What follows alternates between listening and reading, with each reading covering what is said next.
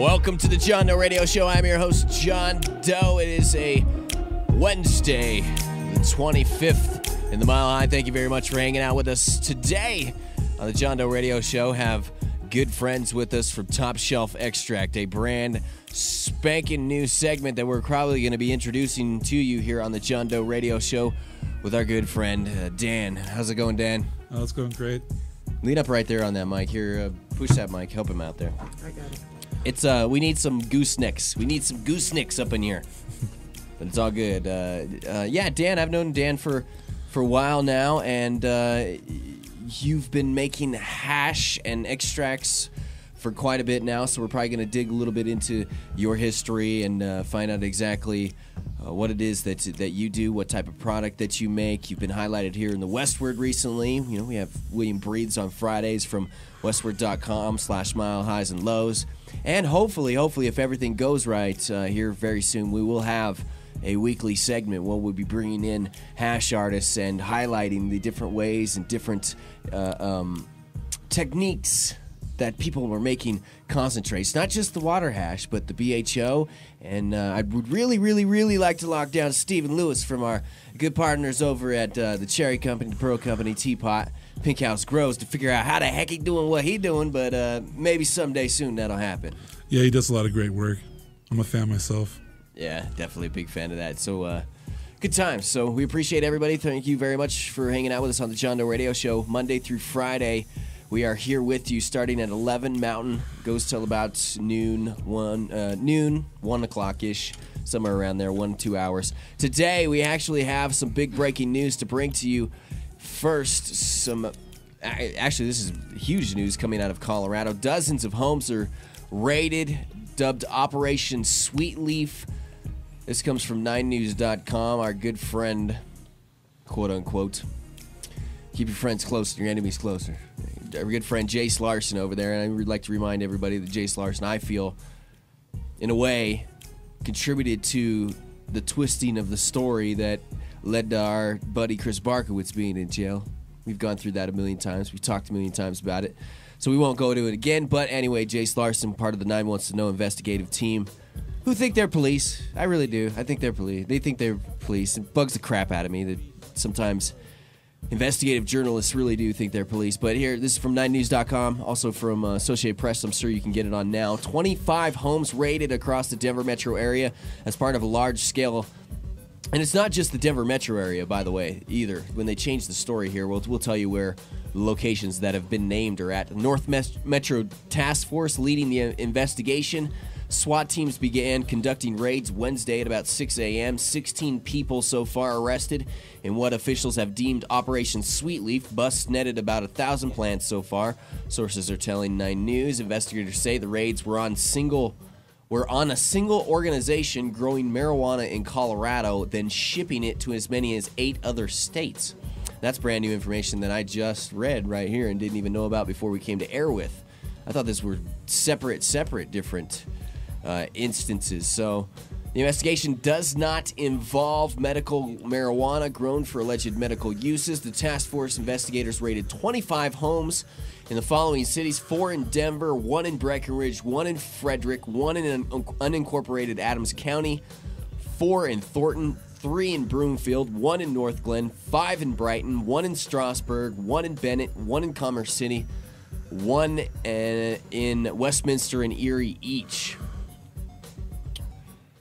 So that is quite an interesting story that's being broken here with Operation Sweetleaf. It seems like 9 News is pretty much the only ones that are on top of it with this story. I'm not seeing this story come out of any other news organizations right now.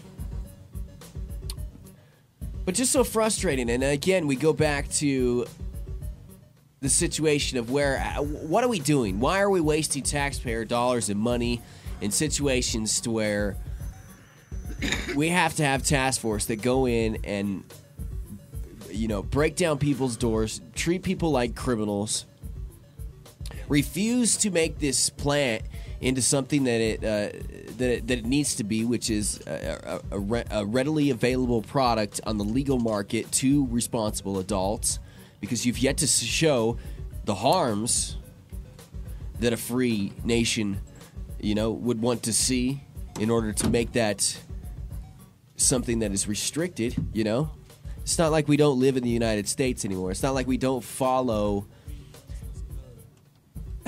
I'm trying to say things and I just seem so hypocritical thinking them and saying them. Like, we try to follow this country, and the rules that it has right. And we try and, keep in line with being non-hypocritical. We try and keep in line with, doing the right thing and being free. But then again, we turn around and morals run the game. And people with those sometimes crappy or different morals are the ones in charge and shoving us down, our face into the dirt. The thing that, I found really interesting was that article that came out recently that said that they did a study in the 13 medical marijuana states and found an average of 9% fewer traffic deaths and 5% lower liquor sales. Yeah, that's what was interesting, and we're going to push that here in the next year, obviously coming with the legalization of 2012, the Alcohol Equalization Initiative. And yeah, that's one of the big stories that's come out here recently is that 5% drop in alcohol use here in Colorado since medical marijuana went in, and traffic. That's another thing, and that's 9%. And they're still going to want to push through a DUI bill probably during this legislative session when it comes to medical marijuana patients. Literally, the person that's introducing the bill said medical marijuana patients either need to choose between driving or using their medicine.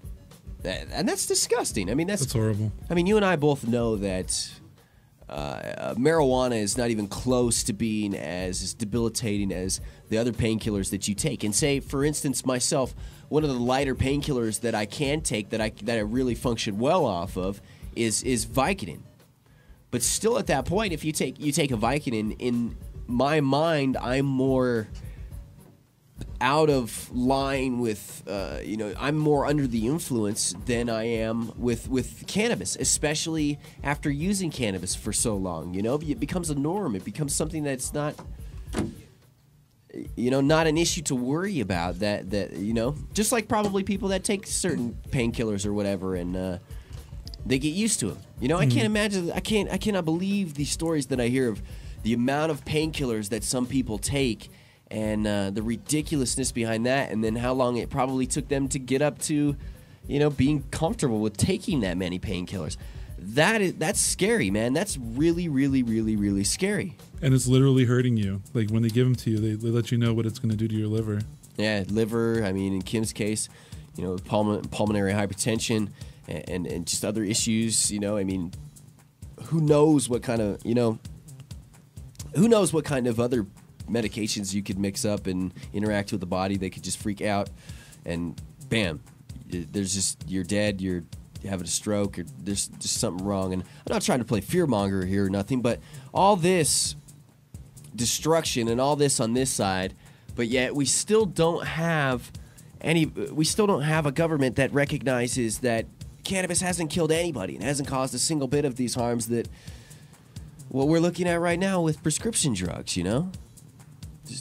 It drives me nuts. And then we hear about this with these 25 homes being raided. I mean, if that's... So what if marijuana is being grown in 25 different homes and being sent to 8 different states? You know what sucks about that?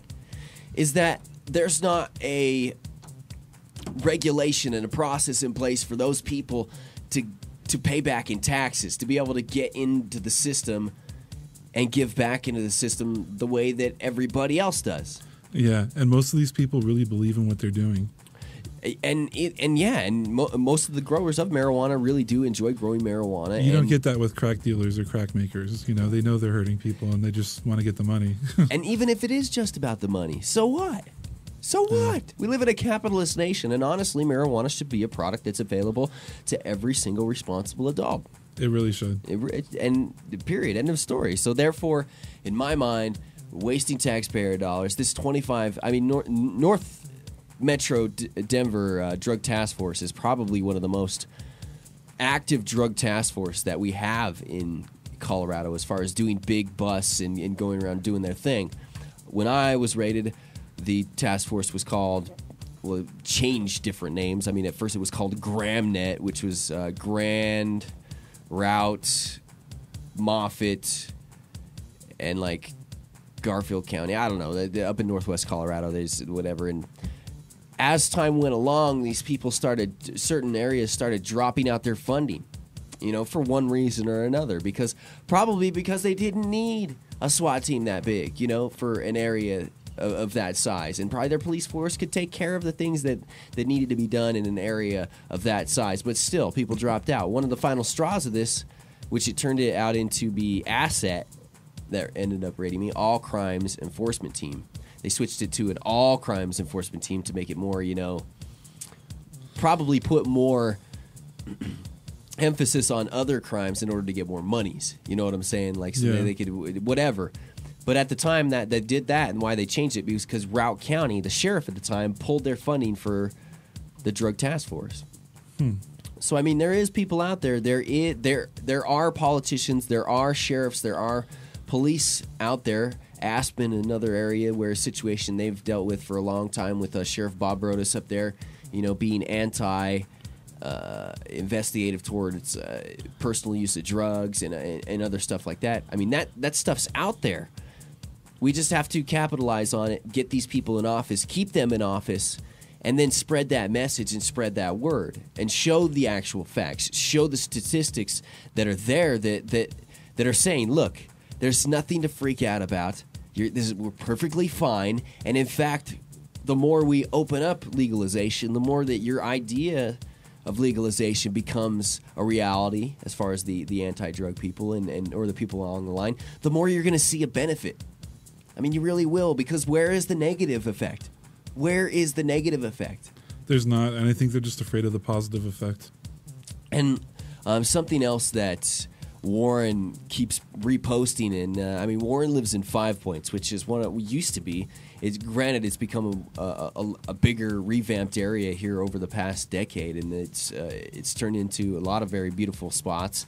But there's also some very old, elegant homes there, and it's an interesting, eclectic area of Denver. But it's also one of the hardest parts of Denver, to be around and grow up in. And there's a few gangs there. And one of the things that Warren talks about, is there's a dispensary, not close to his house, or that his kids grew up in 5 Points, and it's not any more dangerous than the dispensaries that are showing through statistics that when they're brought in, they lower crime rates because of the cameras, because of the regulations, everything that they have to do with, all that. But then when you take them out again, like the study in California, specific locations in California where they had banned, and once it was taken away, crime went right back up. Mm-hmm. I mean, that's disgusting and scary to hear.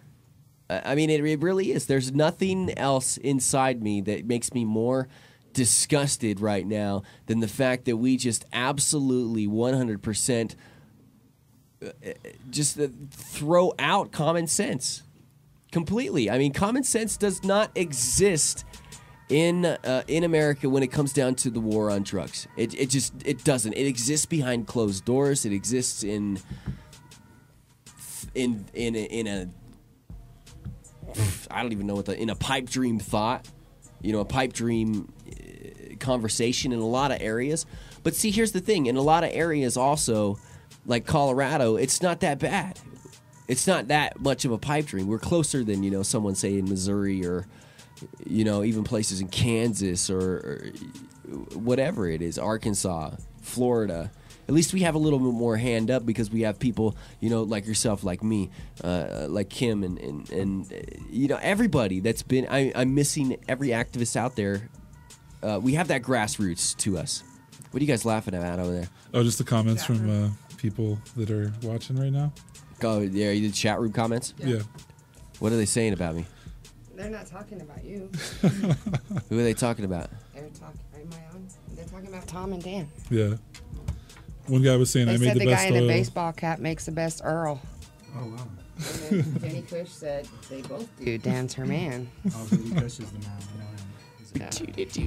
That's why we do our thing. We know what's up.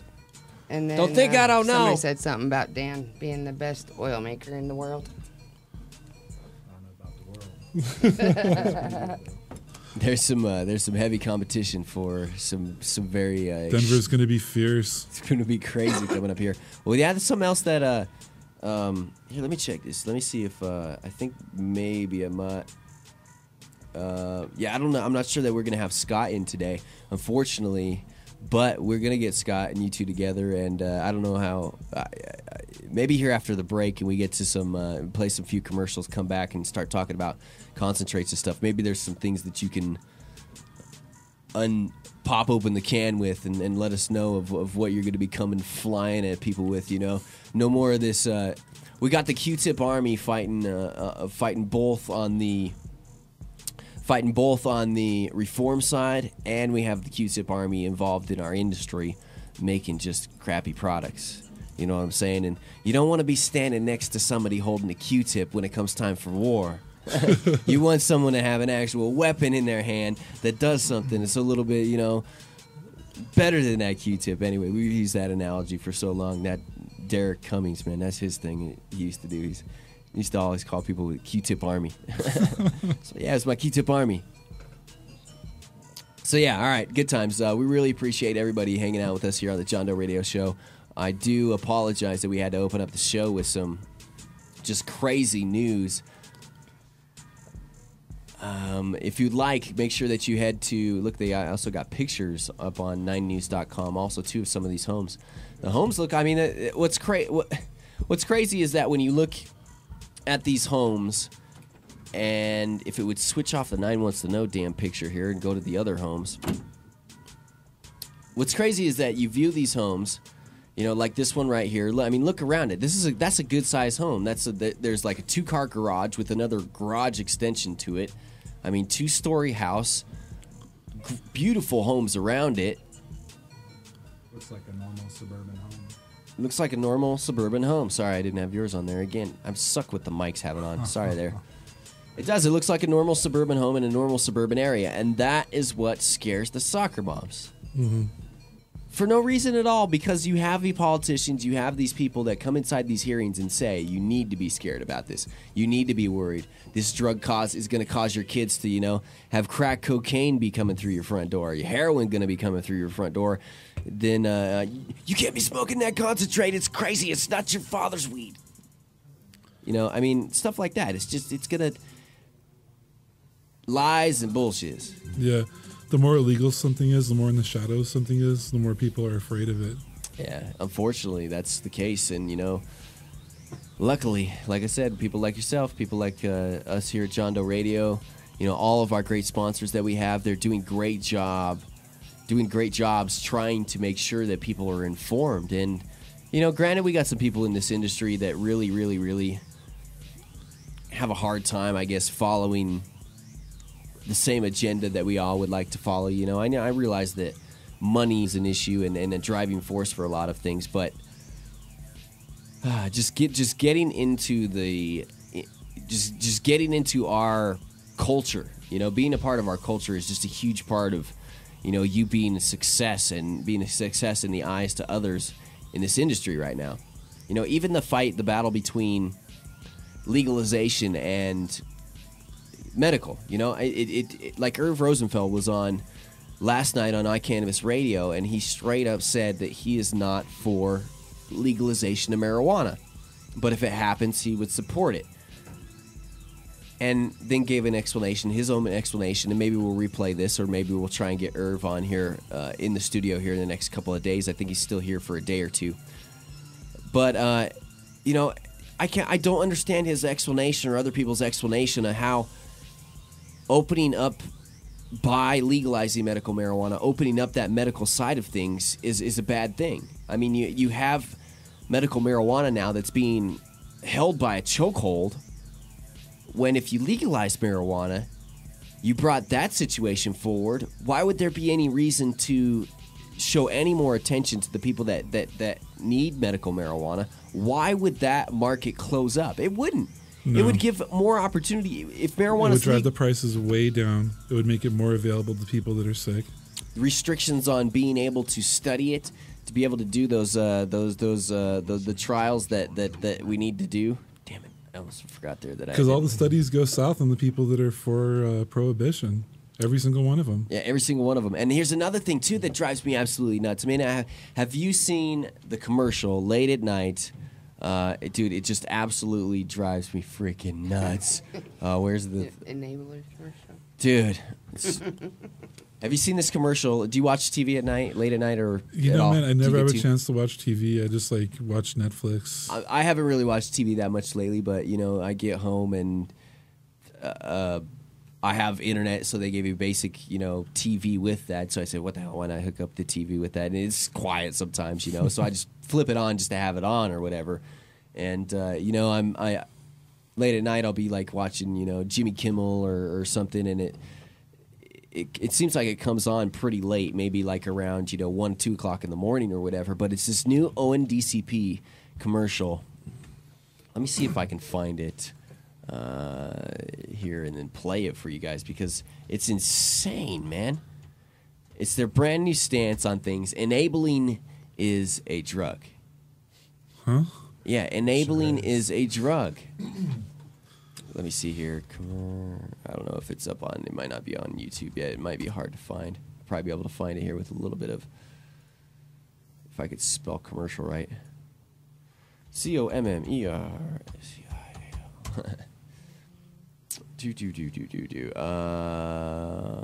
This, I think this is it right here. Let's see here. Partnership Drug Free America. Emotional drugs enabling. 4, 3, 2. My mom's a hardcore enabler. I first realized it when she said we should have a party at our We're house. gonna have fun tonight? You ready? She even got my dad to say Just okay. lighten up a little bit. They're teenagers. Going back. Everybody's in the back. She's so hooked on enabling that my friends think she's their buddy. If she doesn't care,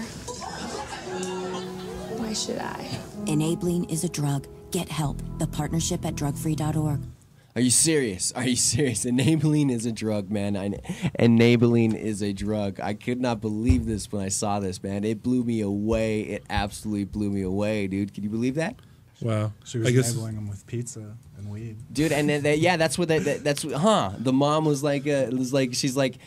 Was like Predator mom coming in with like 4 boxes of pizza, you know, and then there was like a ashtray of joints sitting there. It's like, everybody got everything they need. Everybody got everything they need. Are you kidding me? sounds like an awesome mom to me. Yeah, that's a good party. Well, here's kind of the funny thing is that my friend's stepmom, the first time I ever toked was kind of with him and his stepmom, and honestly, you could say whatever you want about that, and I think I was about 15 years old at the time. When I first started smoking, I heard a friend last night say the first time they started smoking was 11, and that blew me away because then I started thinking about Lasan and her being like 10 years old and I'm like, oh my goodness, and it makes my stomach just churn. And not that marijuana is such a horrible drug, it's just what kind of situations are you in that position to where you are you're with people that are doing that would allow you as an 11-year-old to do that.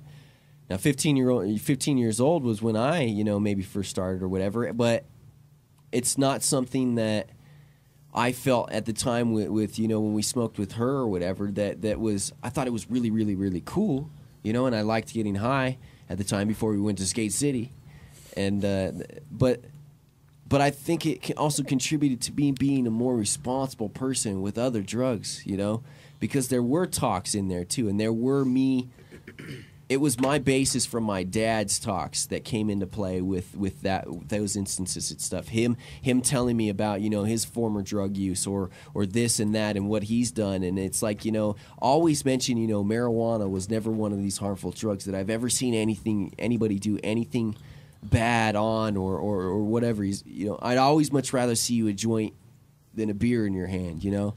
And that stuck with me, and it really did. And so, I mean, I don't know.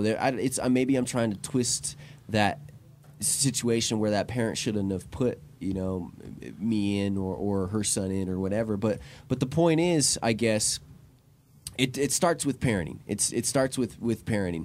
And this commercial to me is, again, number one, this commercial to me proves that the ONDCP just absolutely doesn't give a damn about lying because they're lying. How can enabling be a drug? How can enabling be a substance? It's not. All it is a twist on words. All it is something to come back and just grab at parents about. But the thing is, and you watch the commercial, and the people people either watching on YouTube or you can go Google this. It's the ONDCP Drug Free America emotional drugs enabling commercial. And I know you guys couldn't see this, but the way that it was framed and stuff, and when it was still framed as those ONDCP commercials pitched to kids. I mean, that was not pitched to an adult. That was pitched. That was pitched to a kid. But that's another reason for kids to give off their responsibility onto whatever. Yeah, I think it's just because parents love their kids and they don't want to necessarily have them smoking pot in the park or in an abandoned house or something. Yeah, like they'd rather with something that's bad. Yeah, they'd rather have them be safe. Yeah, if they're going to be doing this anyway, which they are.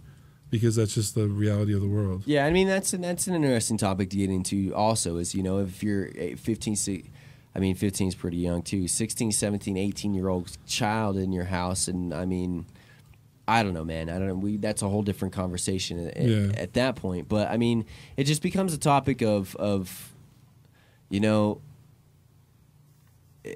responsibility, and the ONDCP is not a responsible organization. Study after study after study, year after year after year now coming out to say that you introducing these ideas, you putting this in front of children has not only contributed to their use but showed them. I mean, I guess it goes hand in hand, but, I wouldn't have never ever seen. The other night I posted up this thing. It's like, I've walked into... And I've known a few heroin addicts in my life, and I walked into one of our jam spaces one time with $30,000 worth of equipment. Our band was really about ready to get signed by Roadrunner, and we were hoping we were about at that point. We walked in the room, man, and one of our co-manager type gig dudes was, and also the sampler guy in our band, play samples off his computer and stuff, was in there with the homeless guy and his heroin rig laid out across, one of the bass cabinets. And it was one of the most mind-blowing moments of my life that I was like, wow, I've never seen this before. This is something that's crazy. And it went back... I went back to those drug-free commercials, trying to think and whatever. And they didn't... I mean, it would have been a bigger deal to me if I wouldn't have seen those drug-free commercials. The thing is, they normalized it for me in a way, It introduced the idea into your brain, and I mean, as much as they try and not make it seem so, that idea makes it easier for kids to go out and use. Not to mention the idea that if you sit here and you compare marijuana, which they have quite in the past a lot, compare marijuana to, drugs like cocaine, it's in the same scheduling. They have to do it. It's their job to put marijuana in with those same things. Yeah, I just wish that more kids knew for a fact that marijuana, it's not that bad. They are lying about it, but these other things are. Yeah, exactly. But then I think a lot of people end up doing other drugs because they're like they smoke the pot and they realize that it's somewhere between coffee and near beer. As far as at its most intoxicating, how intoxicated you actually get. You're like all of a sudden, holy crap, marijuana isn't this killer drug that they told me it was. Yeah. So what the hell? Why don't I try this cocaine? Well, maybe they're lying about cocaine. Well, maybe they're lying about pills, and maybe they're lying about this, man. And then it's too late. Yeah, and especially with situations like methamphetamine, man.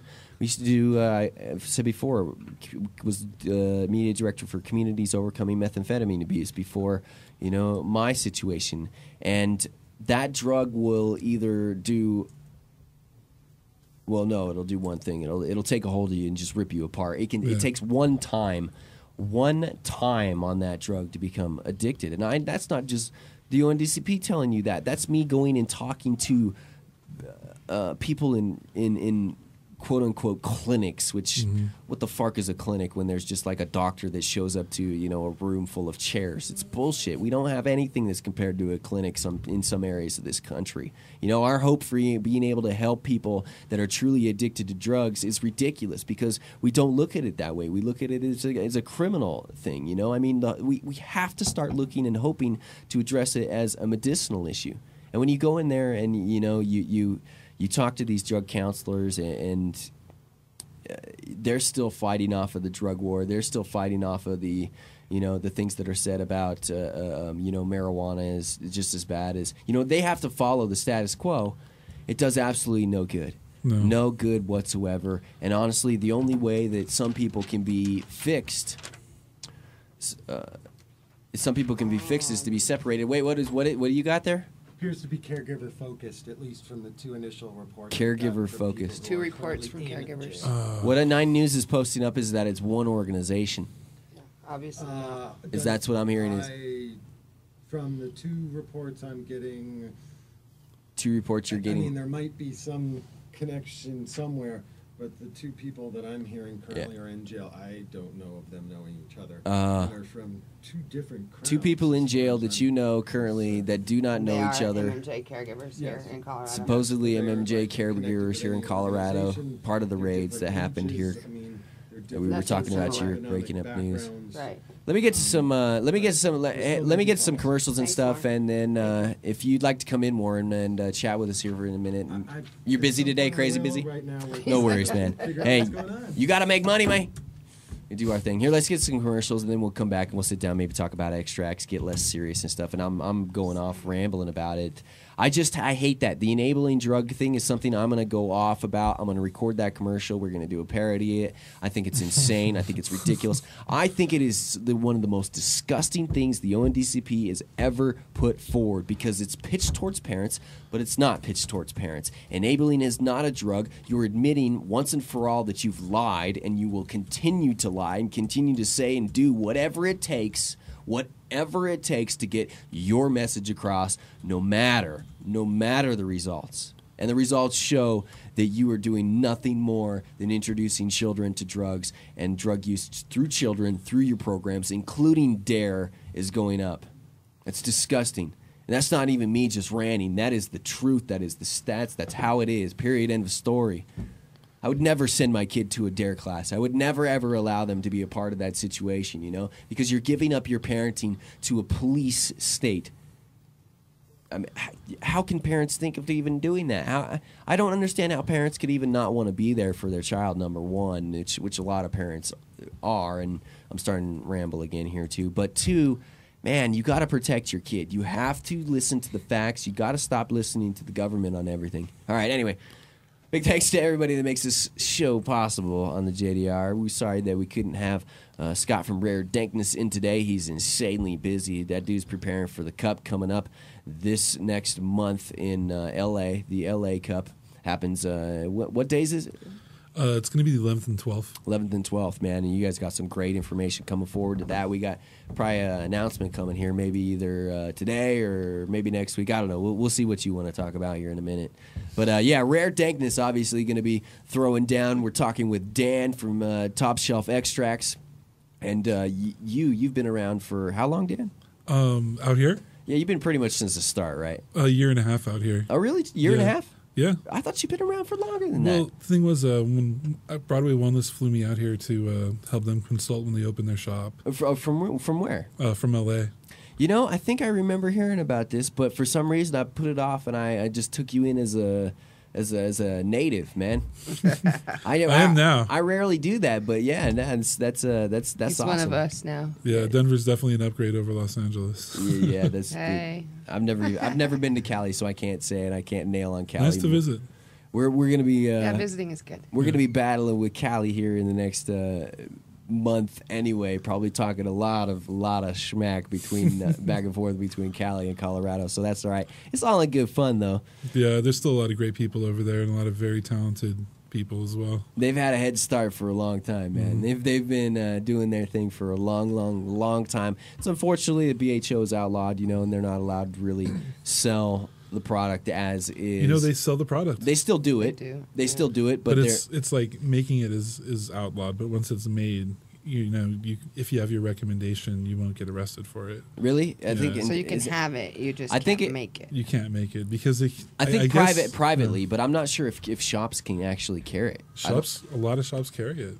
But they still do. Yeah. They call it something different though, don't they? Yeah, they might call it something different. They call it butter. They call it sexy oil. I've seen a lot of ice wax. Ice. It's like, catch me in the process, eh? Yeah, no. Catch me in the process, eh? Got me now. All right, big thanks to Rare Dankness. Huge thanks to Scott. Definitely. And everything that he does for the community. And I got to thank him hugely If it weren't for him, if it weren't for some very, very generous people, then I basically, here's the deal. I don't smoke this is where I get caught up because I want to be serious with you guys. I love smoking marijuana. I love smoking extracts. It can be recreational at times. It has not been recreational for me for a long time. And that's just been just the simple, honest-to-goodness fact about it. You know, I love smoking flower as a recreational thing, but I can't smoke a lot of flower because it contributes to my headaches. Now, when it comes down to keeping away my pain, staying off of painkillers, not chewing up Excedrin, you know, I would like to take, you know, somewhere around 0.5 gram to 1 gram a day. That's what my ultimate goal would be. But, you know, that's a lot of cannabis, and we work up to that level. I just like to repeat to people, man, this is not a joke. This is not something that we're sitting here trying to pass off as you know, screw medical marijuana, screw recreational, screw whatever, man. It is all encompassing. There's a recreational part of it, and there is a medical part of it. And the only reason why I bring this up is because of there was some stuff posted on the Normal blog here, and I took it kind of. It was a do or die now type of thing, and I don't know, man. I don't know what Normal's doing. I'm kind of frustrated at this point in time with. I'm starting to get off on a different topic, but we won't go there. But I just thought of that all of a sudden. That came into my brain, and I'm like, started reading over that article in my brain, and I'm like, it really, really ticks me off. And I'm trying. I've been really nice to Normal. I've been kind. You've been very good. For the way that they've treated us. For the way that they've treated us, I've been very, very kind with Normal. I've been fair to everybody. Everybody's noticed too. Believe me, it hasn't gone unnoticed. There's only been a few people that we here at the John Doe Radio Show have gone off on, and we've really held accountable. And those are people that I think that we really feel that we needed to hold accountable. You know, and any other time I've been fair. Yep. Been a pretty good journalist. So anyway, You've been fair. I hope that not more stakes can be driven in the middle of everybody. Anyway, big thanks to Rare Dankness. That's where we're at. 970-812-DANK. How do I just near on fire off onto certain things, man? It's like I really get into ramble mode, and then it just keeps coming and coming and coming, and it's already like 40 after, and you're like, dude, what are you doing? Yeah. All right, it's good times on the JDR. 970-812-DANK is where you can call to get the. Hey, you remember the top shelf one too, right? Rare Dankness in the shop, and also raredankness.com is where you can go to check out the strains and stuff like that. And hopefully we'll be getting you on as a sponsor and Top Shelf Extracts, and be promoting you guys and getting you guys out, your name a lot out. But if people would like to contact you, and because you both not only wholesale product, but you also are willing to sign contract with dispensaries and get them product too. And honestly, here's the deal. Sorry to interrupt you. Before we go, my personal opinion on things is I like oils. I like some of the stuff that Scott's doing, and we had conversation the other night, and I'm sure we'll continue to have these conversations. But through learning everything that I've learned, all the different companies that I've learned, in fact, I even got to try 2 other brand new company stuff the other day.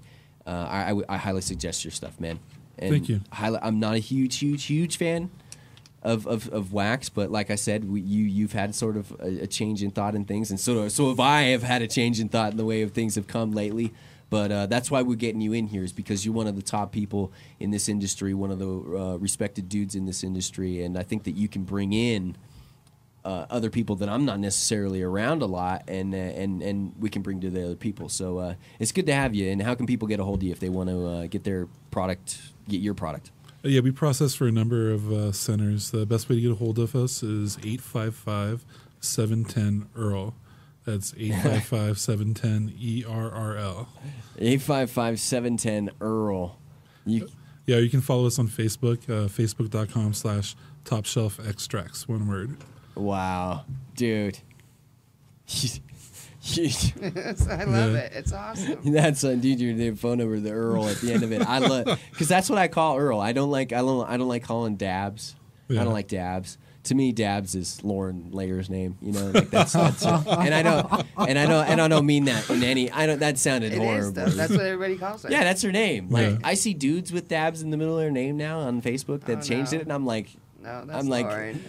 I'm like, somehow Lauren does wiggle her way into things. Like she's. I give Lauren huge kudos on just being there, and it may have all started. I don't know. And maybe this is a coincidence. Maybe it all started with me bringing her to the High Times private party last year. Maybe that gave her like the bug to whatever, and then, but she would have probably done it anyway. She probably would have, been a part. And I was glad to bring her to that, and I was happy, but. I may have created a monster with that, and now she's everywhere with everybody, and I'm almost jealous. I'm like, damn, I wish I wasn't doing John Doe Radio. I could just go and, do a million different things like you do. So no, I don't like calling it Dabs, so that's why I like the Earl or Wax or whatever. So Miyagi. Yeah, it blows me away that there's so many people making concentrates out there that don't know the terminology, they don't know the tools to use. Yeah. Not involved with glass at all, Yeah. And they're making it for people, and do a little research, guys. Yeah, exactly. It's all out there. All right, let me get to some commercials here. We'll be right back here on the John Doe Radio Show with our good friend Dan from Top Shelf Extracts. Going to be talking with him, hopefully a lot more, and we will get into some extract talk here in just a minute, and any other breaking news that comes forward to us from these raids. 25 homes raided in all around the Denver and surrounding areas. I mean, pretty big, wide surrounding areas of Denver. There's homes being raided. News story says it's part of one organization. Warren saying that the people that he knows that are in jail right now that are contacting him are not part of this one organization and are caregivers for the state of Colorado. So that means the statement they made that it's not medical marijuana related is not true. It's not necessarily, could not be MMED related. Well, yeah, so that's the difference, is where the state and the med could consider, if you're a caregiver unregistered, you're just black market. I don't believe that it's not medical marijuana. But caregivers are now supposed to be registered, right? To be legal in the market. You're supposed to be, but the paperwork just came out. Right. No, I was just making sure that that's how it's supposed to be. Hope everybody's well. That's all. I don't want to give out any more information than what we don't know or what we are for sure on. I would not put it past the Drug Task Force to spin the shiatsu out of it, though. All right, it's the John Doe Radio Show. If you missed anything, check us out, JohnDoeRadio.com. We'll be right back. You're listening to the John Doe Radio Show. Under Pink House Blooms, you will find some of Colorado's most respected and popular cannabis centers, including the Cherry Company at 111 Madison Street, Pearl Company at 1445 Pearl Street, and the Teapot Lounge at 2008 Federal. You have heard the amazing products available from Nika T and his solventless wax and hashes from his appearances on John Doe Radio, and now you get to know about the amazing ISO hash made by our good bud Stephen Lewis. This ISO wax cannot be beat, and I challenge you to find a better product. But not only are the products great, but just as I need in my personal caregiver, the service is friendly and personable too. Pink House Blooms and its stores are proud to carry essential extracts, rare dankness, and hoodlum and vector products. All stores are open from 10 to 7 every day, with daily specials like Tuesday, 2-for-1 joints, Warehouse Wednesdays, where they weigh all Pink House grown meds at 4-gram eighths all day long. Thursdays, buy one edible, get the other half off, and Sundays, let's just say they make it rain. And remember, industry employees get a discount at patient pricing. The Cherry Company on 111 Madison Street, 303-399-6337. The Pearl Company at 1445 South Pearl Street, 303-733-6337. And the Teapot Lounge at 2008 Federal, 303-656-9697. Pink House Blooms.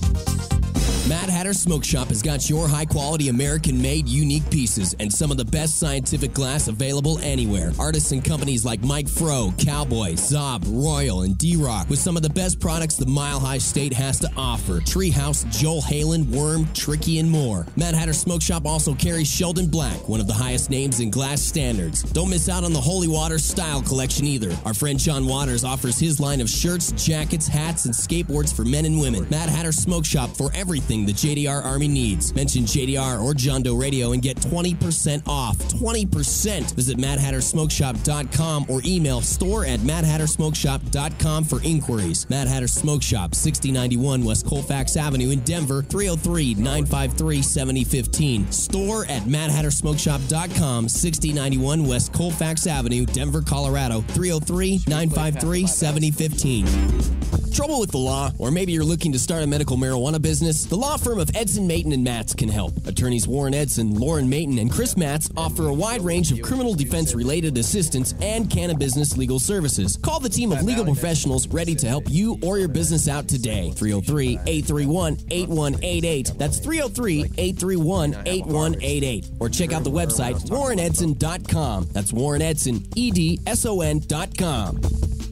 Platte Valley Medical Marijuana Center in Denver has some of the most affordable prices anywhere. Don't believe us? Call them. 303-953-0295. That's 303-953-0295. Or just head down and visit them. Trust us. Located at 2301 7th Street, Unit B, across from the Denver Aquarium. Great people who care about a fine selection of meds and a wide variety of extracts from top shelf extracts. With daily specials like Monday Madness with premium strain specific joints for only $1 when they're normally $3. Wax Wednesday with all wax for $15 a gram when normally $20 a gram. And during the NFL playoffs, Platte Valley is running a special on select ounces for just $125 and select $15 eighths, not bottom shelf strains either. You didn't miss what I just said. $125 ounces and $15 select eighths, not bottom shelf strains either. Don't miss one of the busiest and most convenient dispensary locations in Denver, Platte Valley Medical Marijuana Center, located at 2301 7th Street,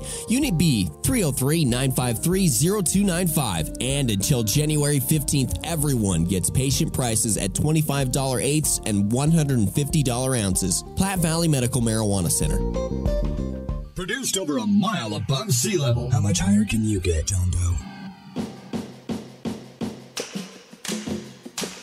Thank you very much for hanging out with us on the John Doe Radio Show. I'm your host, John Doe, hanging out with Top Shelf Extracts. Yeah! That's what I'm talking about. Brand new beat up in this biznatch. That's a cannon. Free market cannon. Ain't nothing like that. Kaboom! This is some people's doors we're hearing this morning, unfortunately. That's not even funny to me, but that's the bullshit behind it, man. 25 houses raided in Colorado today. We're hearing on 9 News, they're reporting it as being a situation that doesn't have anything to do with medical marijuana, but as you know, we sit in one of the leading lawyers' offices in the entire country, Mr. Warren Edson, Esquire. Is that how you say it? Mr. Warren Esquire said? I don't know. Warren Edson himself, Edson, Mayton, and Matz, and the crew here.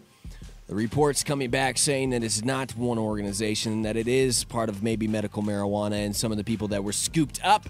Some of the scoop-ups might have been part of the organization, but not all of it being part of this drug trafficking organization. So we'll get to the bottom of it, probably have more information for you tomorrow on a Business Thursday. Now, though, back with us, our good friends, growing good friends from Top Shelf Extract. We got Dan. And we got Tom. And Tom over here. How you doing, Tom? Excellent. How about yourself? I'm doing fantastic. Let me turn your mic up a little bit. Okay. There we go. That's a little bit better. Tom, okay. So here's the deal. In the state of Colorado, for people that do not know, you have to have a license in order to make edible products. And in that license of making edible products also includes a license to do the sort of things that you guys do, which is make extracts. To make extracts. Water hash is included with a grow license, if I'm not correct, right? They made that exception weirdly because it doesn't involve... water hash and keef. Just because it doesn't involve solvents, probably, I think was the situation. They wanted a little bit more overlook with, having with you guys. It'd be a little bit more checking on things, I guess. I don't know.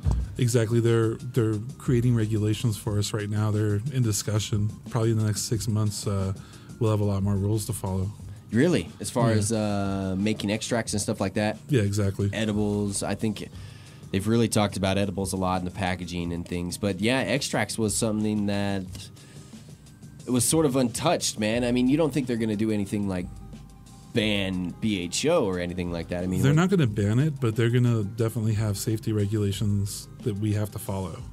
I mean, we're already trying to, stay a step ahead and follow them right now. Yeah, and I mean, if you're sitting there making BHO in your closed garage, then maybe Darwin deserves to pay you a visit, but still. Yeah, everybody who knows anything about oil right now knows you absolutely cannot make it inside. That's the only time that it's dangerous is when it's pooling up and there's a cloud of gas around you.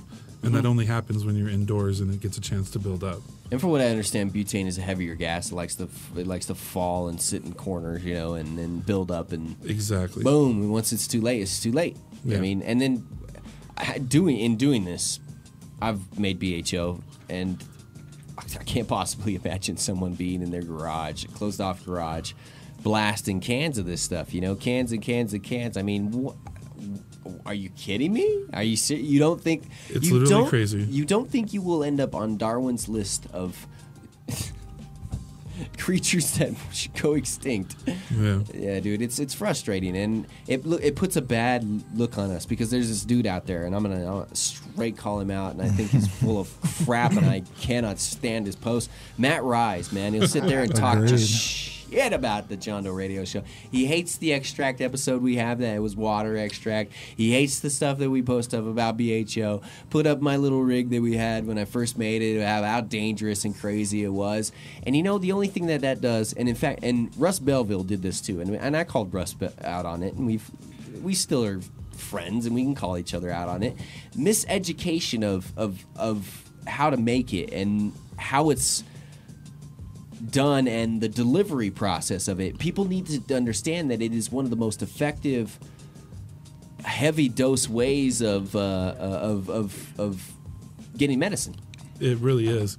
The onset is immediate, and being able to smoke it all by itself gives you a chance to get the most out of the medicine. Before this, people would put it on top of bud, or they'd put it on they'd smoke it with just regular kitchen knives off their stove, and that stuff's just crazy. I mean, that's what people that's what I would like to get across, and that's what that one article that I went after Russ a little bit on was that it talked about how that BHO and extracts and all that were bad for our movement, but then sat and failed to explain the good things. And that's what we need to do, is sit here and make sure that we explain the good things and have people like yourself who are committed to making a good product. I mean, if you walk inside of a store and your product that you're looking at and you're buying is sitting there is sort of a dark goo, I mean, that's not something that you're probably going to want to go with. You don't want to go with that at all, period. Yeah. I mean, that could happen for a number of reasons, like a failure in technique for sure. But if they're using old material or material that comes from a machine trimmer, then it'll come out black and gooey too. Really? Yeah. See, I extracted one time. It was this stuff that was just almost swag and wet, and it's not. The oil didn't turn out to be the best. I mean, it was a little bit darker than what it normally would be, and there was but it still wasn't that bad. I mean, it still wasn't that. You just sometimes maybe gotta not be finishing your product at all. I mean, it's just maybe like scraping it up out of a pan and then putting it into something at that point, and when it's that gooey.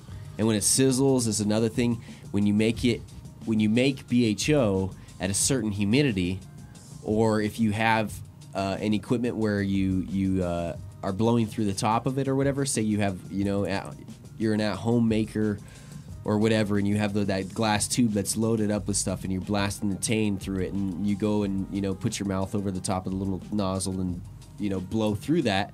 That air that you're blowing through that is adding, your breath is adding moisture to that.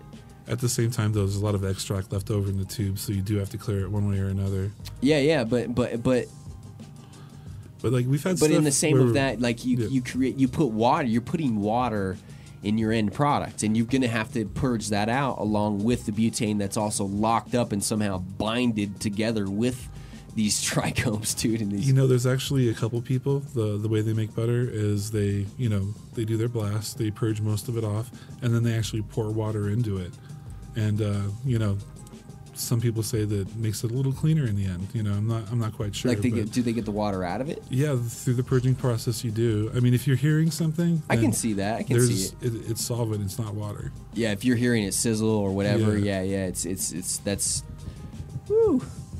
That's not something I want in mine. Yeah. So somehow the other day, the very last couple of hits of the Earl that I had, I don't know whether I bumped the table or something, and like the glass went and like splashed a little bit into it. Then I like pick up the jar, and there's like a little couple drops of water sitting on top of the Earl, and I'm like, son of a... Still scraped it up and smoked it anyway.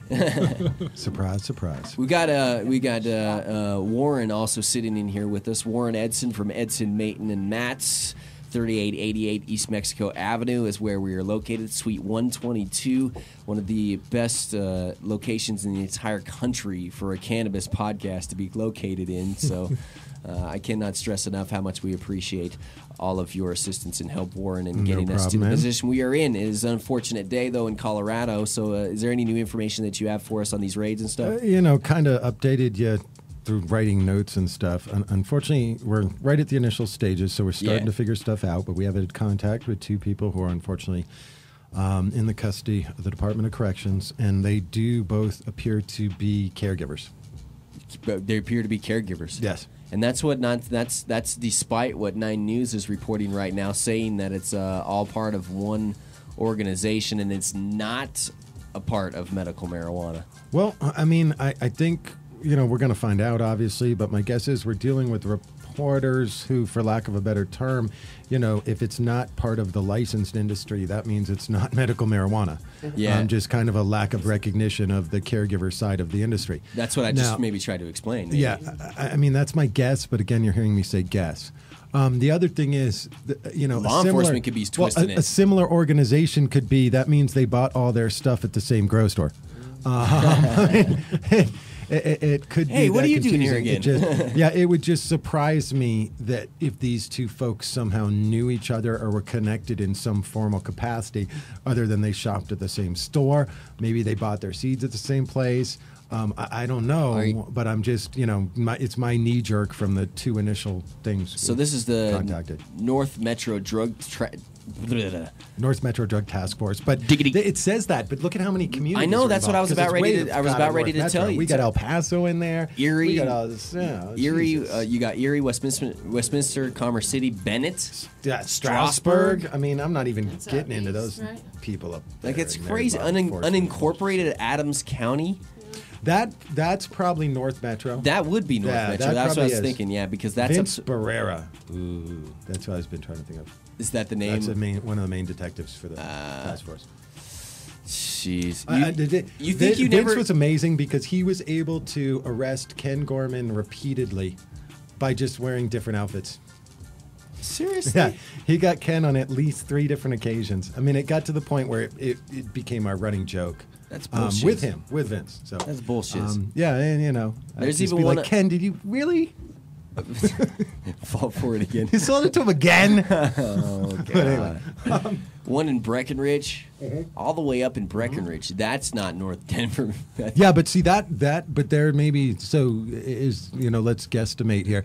But is that going to be what 9 News is saying? There's some come together where there was something happening down here in North Metro that was tying all those pieces together. It says DEA, U.S. Postal Service, IRS, all involved in the investigation. And the IRS, I mean, are we going to end up into some other variation of an Asian food restaurant where somebody's bought a bunch of houses that are, grows? Did you see the house? But that, but that doesn't look like one of those. It looked like a beautiful, beautiful, beautiful home. Man. Well, and they're already saying kids are seized.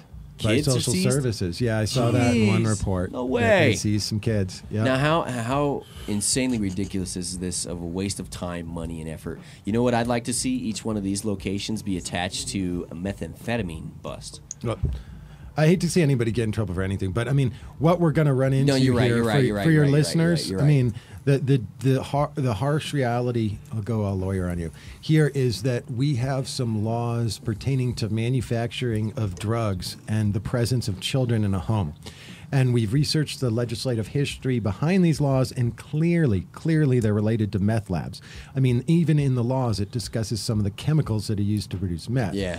However, if you're an evil district attorney, we've seen them use this against medical marijuana parents. Fertilizers. By saying, well, see, the law is strict liability, meaning the mere presence of the drug manufacturing creates the harm without actually any proof of harm. Okay, so we've had cases where the DAA doesn't have to even prove the kids are being harmed to charge the family with child abuse and to charge them under the statute, because it just says if it's there, we have decided it's harm. And we talked with, a while ago, we talked with one of those... Dan Murphy. Yeah, we talked with Dan Murphy and one of his clients and about the situation that they were in. And I mean, as a parent, that's hard to fight. It's hard to fight because you want to take you're like they kick you to your knees, shove your face in the dirt. They make you feel like the worst human being possible. As me alone going through what I went through, but then as a parent, I can't imagine having them take your kids away, and then the evil, dirty things that they would bring up in court or say that they think you're a bad parent. I mean, that's one of the most offensive things to hear as a parent, that you're not doing the right thing as a parent. I'm going to take away your kids, and you know that you're doing okay. And the crazy part is, it's all Kafka-esque, because they didn't even have to prove that your kid even saw the goddamn grow. Okay, it's in the basement under triple lock and key. There's nothing anywhere. It's fully, it's been inspected by zoning. There's no harms. There's no nothing. The house isn't going to burn down. You don't deal out of your living room. Nothing. The mere presence of the grow allows the asshole DA to file the charges. Yeah. It's something that's got to change in this state. It hasn't been changed yet, but I am sure it's going to come up in this case, because that's how they're able to snag the kids. CPS came in one time. I've had an experience with CPS one time. I think everybody, I don't know. I experience them every Thursday. Yay. Well, yeah, because it's drug court and stuff like that. But no, family law drug court. It's even shadier. There was some things said at school, and which triggered, a situation to where CPS wanted to come into the home. And I mean, you can get with a lawyer and you can talk with your rights on whether or not they can and can't come in the home or whatever. But you don't have any.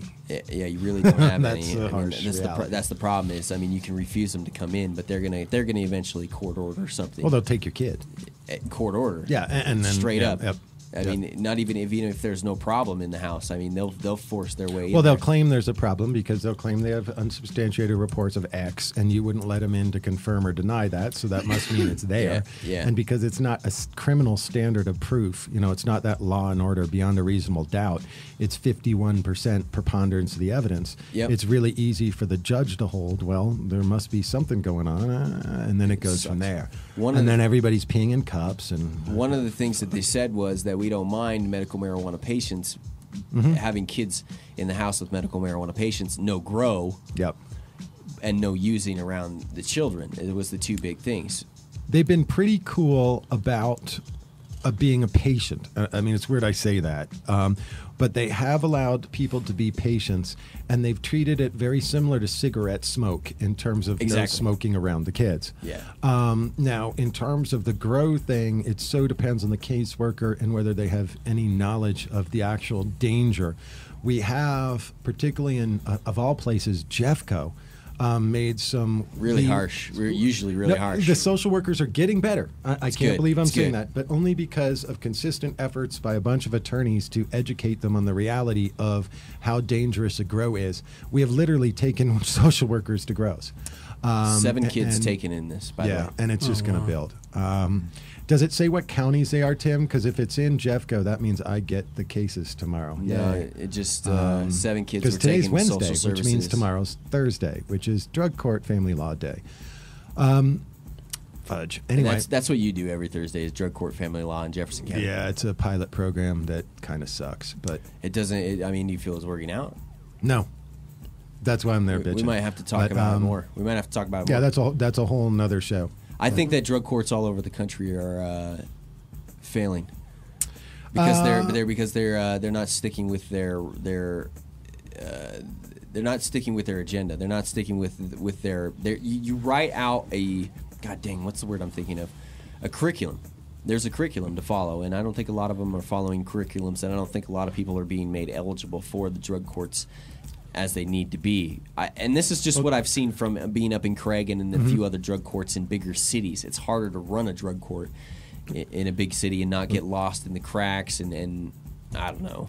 I just don't think, I mean, I have yet to talk with an addiction specialist or someone who deals with drugs and how that relates to different families and individuals who can indicate in any way, shape, or form that sending somebody to jail is going to help them with this issue.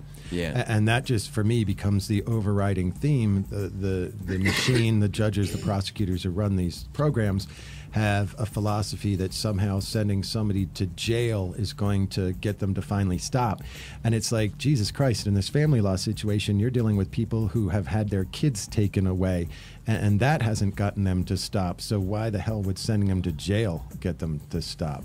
Yeah. But, we could go on and on and on. But, the statistics would actually show that while the initial data would appear to indicate that the drug courts work, if you go all libertarian and compare the bang for the buck and the cost on society to run these drug courts versus their often 3 to 5% increased success rate, it's not working in that regard. Yeah, and there was an 11% success rate that I was hearing when it first started up in Craig. And well, I mean better than the regular program, because even if drug court's 11%, like regular probation, it turns out is like 9%. So is that 2% and the extra tens of thousands of dollars going into the I mean, is it worth it? What's it doing other than putting more people in jail and not really fixing anything? So anyway, blah blah blah blah blah. Hopefully today there aren't more people in that system, but it sure as hell looks like they are. Charges being added to this whole story include racketeering, conspiracy under the Colorado Organized Crime Control Act, distribution of marijuana, possession of marijuana, intent to distribute, conspiracy to distribute marijuana, and money laundering. And if we get all scary on RICO, like that's the organized crime bill, which basically means like if Tim and I have a general plan to grow weed, and Tim's growing weed in his place and I'm growing weed in my place, and we share strains and stuff, but Tim is off selling it to school children and young females, I could be held responsible for what Tim did because we're part of an organized crime act. So even if I don't know, I can be held liable. So you could have a situation where you have 25 different individuals in different parts of the state being held liable for something somebody else did that they had no friggin' clue. Yeah. It's going to get ugly. This looks like he's going to blow up. This story's going to be huge. Yeah. And it covers so many different areas. Do you think there's any coincidence it's on the day of action, Tim? Yeah, that's another thing we haven't even got to. God dang. Yeah, I mean, about that. The medical marijuana patients put together a movement day to call their senators to get in touch with their local representatives, and lo and behold, that just happens to be the day that probably what's going to turn out to be the largest marijuana bust in Colorado history takes place. There's no friggin' coincidence there, and I'm not wearing tinfoil on my head. Yeah. But anyway, I mean, it's no joke, man. It's going to overshadow all this effort everybody did for today. Yeah, let me, today, join hundreds of medical marijuana patients in, sorry, Dan, man, these crazy breaking news that's going on here. And feel free to throw in any time, man, dude. We'd love to have your input, dude.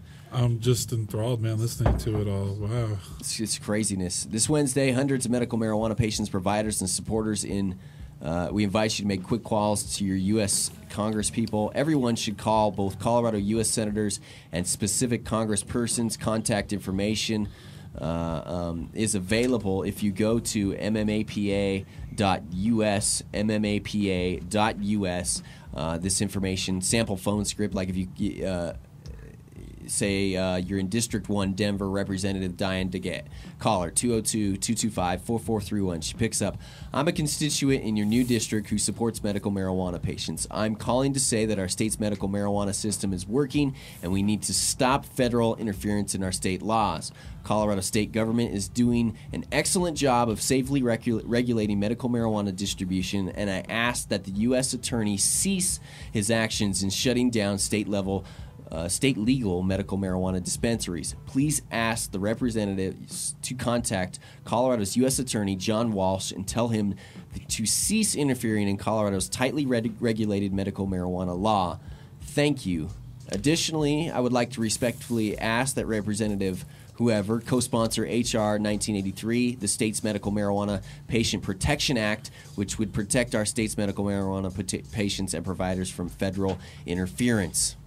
And I urge people to do that and to kind of stick to the script and be polite. And remember, the person answering the phone is just doing their job. Yep. Because far too often people want to get into it with that person, and it's just some half the poor time they agree schmuck with at you. minimum wage answering the phone.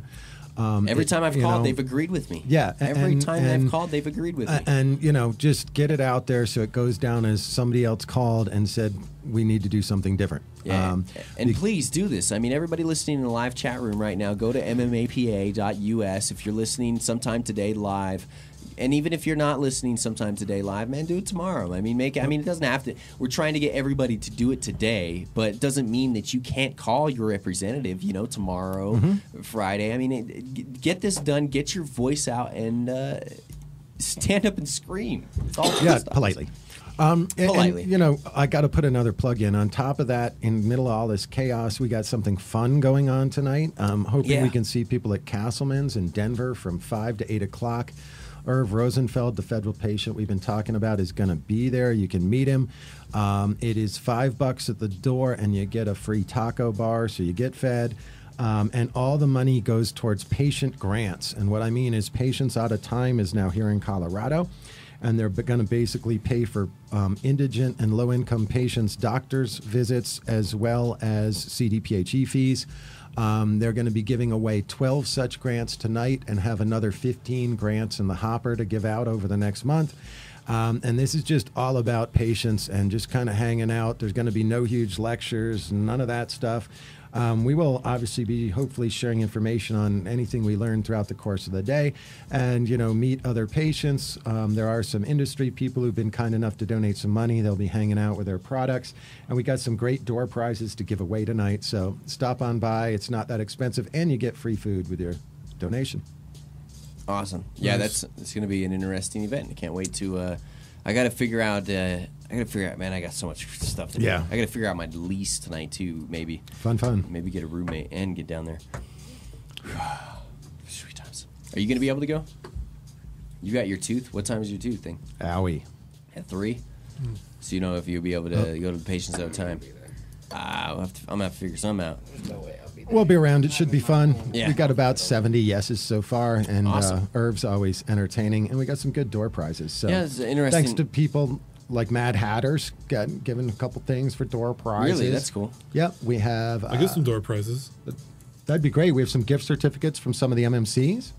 Yeah, Top Shelf Extract. And, and what else? We got some shirts from some different places. We got some signed books from Steve Bloom, as well as Irv, of course. So, yeah, geez, can win some fun stuff, too. Fantastic. Steve Bloom is another person that we should talk to more on the show. You should. We really should. There was a period of time I felt like he might have been mad at me because he was good friends with Paul Sereni. Or maybe not good friends, but him and... Steve's from New York. He's always mad at somebody. And I get that more and more the more people I meet from New York, and they're just good people. It's just that you could quote me on that too. They got their thing. No, Steve Bloom is a great guy, and what he's done with Celeb Stoner and been able to do with that is great. I mean, everybody that's been successful with making ad sales and making a business out of what this is, and also staying to their guns, and I respect that hugely. And he's a Mets and Jets guy, so I can cut him a little slack, But nah, not the Mets though. Let's go Mets. Not a Mets fan, my friend. I hate the Yankees more, so that's the one thing. The Mets was the opening day Rockies games, I think. Oh yeah, I think I was there. By the way, let's not even get in. But hey, Gallo, what? If you didn't hear, the Nuggets just signed Gallo to a 4-year extension. What? Yes, sweet. We're getting into talking to sports here. It's a thin line in this town. It's a thin line. I love the Nuggets, man. I love the Nuggets. I love sports and stuff. So let's not talk about who you see walk through this office, but we'll just leave it at that. But I was psyched to see Gallo get signed to a long-term extension, Crap. Particularly after his big outing the other day against the Knicks. Yeah, give me. Dang. We do need to get more people in here. We need to get that sports show started. Well, actually, you need to get our landlord in here because Andrew actually runs the Denver Stiffs website and is on a lot of the local newscasts regularly. I saw you talking post something about from the Denver, Nuggets. Denver Stiffs. On Yeah, there. that's I'm his check site. that out. I'll check that out more. I'll check that out more. They have the weekly games at Jake's. But anyway, we got some interesting landlords. We do. Say the least. All right, thank you very much. By the way, Mickey went down last night, so now we just have to get Minnie. But one down, a few more to go. What? Mouse. One less mouse in the building. Oh, okay. I got it. High five. I had even forgot about that. The best is Heidi's little dogs were running around with it when we realized that it was. Oh, nice. Maybe we need to. Maybe we need to bring. Do we need a couple dogs in here then? A couple rat dogs. Dude, a couple rat dogs. Well, and it was. They were what? They were Chihuahua pug mix. Chihuahua pug mix. They were chugs. Oh, my Chihuahua will go straight jagging. She'll be like. All right, cool. They snagged that puppy. Thank you, Warren. Warren Edson from Edson Maton and Mats. Check him out. WarrenEdson.com. Still hanging out here with Dan. Would you rather me call you Daniel or Dan or? I usually go by Daniel, but you know, I just let people call me whatever. Cool, Daniel. Top Shelf Extracts, man. And we didn't get into the process and too much of a lot of what I really, really want to talk about because, I mean, we just sort of an intro day and get to know each other and figure out exactly what we're going to do. And I was hoping Scott was going to be here and we would be able to bounce some ideas of what you guys were maybe going to be having coming up in this hub. Is that anything you want to talk about? The LA Cup coming up? What we try to do, just in our general day-to-day business, we don't try to take every bit of trim we can possibly get our hands on. We're real choosy. So, you know, there's shops that we actually won't work with because their material's not up to par. Really? Yeah. But the places that are, like Green Dream, Native Roots, Natural Remedies, All Greens, they're real heavy hitters with really good flowers on their shelves, and we're able to make really good extracts with their stuff. Nice. Yeah, that's important, is that you need to have good product to start off with in order to make a good end product. So, yeah. And you work with Platte Valley, right? Yeah, so far they've been really, really, really kind to us. Yeah. We don't exclusively work with one shop. Yeah, you or work with one MIPS license. We provide labor and matchmaking services and consulting for other companies. That's cool. That's cool. Yeah. I'm gonna have to talk with you and figure out how to figure out exactly what's going on with that, and then because I'm here soon, I'm gonna get my blue license and take care. So I thought it was gonna be another 4 years before I'd be able to get mine because the raid happened in 2007. Just got off papers in April. Yeah. You know, so it's a 5-year sentence for me. You don't. I mean, they're pretty reasonable when it comes to getting a license. But my felony is no longer a felony now, so Wobbler? I nice. Should be able to get it. And I want to make Earl.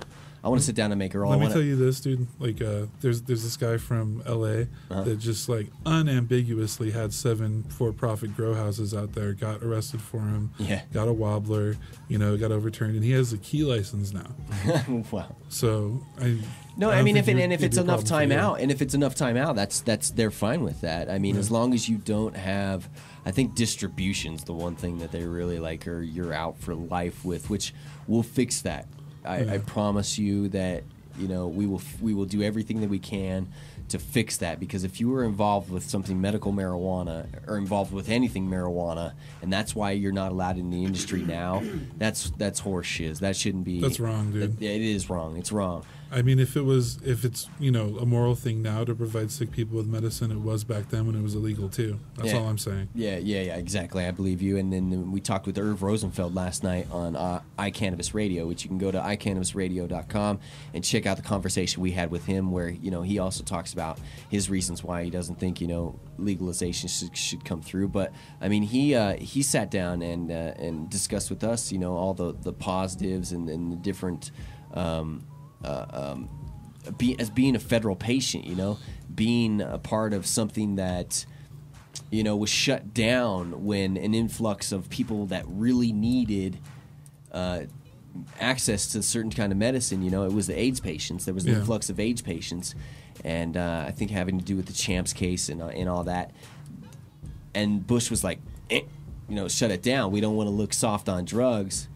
This is not going to happen, you know, and that's so we'll let people die in misery instead. Yeah, we'll let people die in misery instead, in which Obama has been worse than Bush Jr. on. I mean, and that's the honest to goodness truth. If you didn't like President Bush and the things that he did, and you're a medical marijuana patient, you're a marijuana person, then you can't say that you support Obama, because his tactics have been even worse. More raids have gone down, more harsh statements towards, this is what we're going to do, and then this is actually what we're going to do, have been under him. And that's just the honest to goodness truth. Last night, I'm sitting here and I'm watching the State of the Union, and I'm thinking, damn, this is why I voted for this guy. He's just the most smooth talker. Everything that he says that comes out of his mouth seems like it's an idea that could work. I was about ready to say decent idea, but I don't agree with half the stuff that he said last night, making it mandatory that kids stay in school till 18 or face certain consequences. I mean, that's insane. There's some situations where kids, drop out before 18 and have done perfectly fine. Get their GEDs instead and go to college. Yeah, exactly. And then also the No Child Left Behind type situation he addressed, where standardized testing he would like to get rid of. I agree with that. I agree standardized testing should be get rid of. All this other stuff that he started talking about, having more overlook in the banking, having more overlook here and there. How are you going to do this when you haven't done anything? When you haven't got when not only you haven't done anything, but the Congress that you have in place has no support from the American public, less support